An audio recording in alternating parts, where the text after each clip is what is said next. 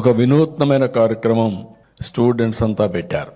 అది మీరు చూసినప్పుడు గ్రీన్ పాస్పోర్ట్ ఇంట్రడ్యూస్ చేసి ప్రతి ఒక్క స్టూడెంట్ కూడా ఇన్ని నెంబర్ ఆఫ్ చెట్లు పెట్టాలి.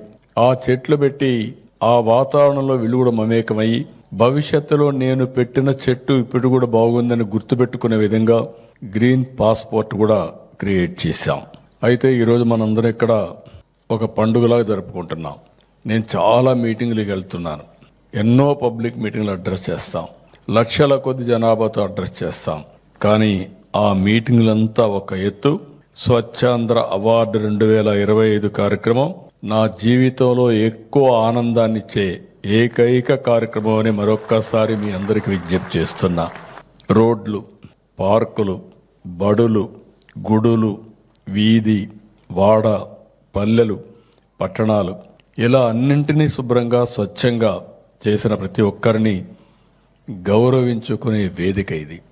ఇది ఇక్కడితో ఆగడానికి వీల్లేదు. మిమ్మల్ని చూస్తుంటే మీలో ఒక్కొక్కరు ఆపరేషన్ సింధూర్ వీరుల్లాగా కనపడుస్తున్నారు నాకు. అలాంటి వినూత్నమైన కార్యక్రమం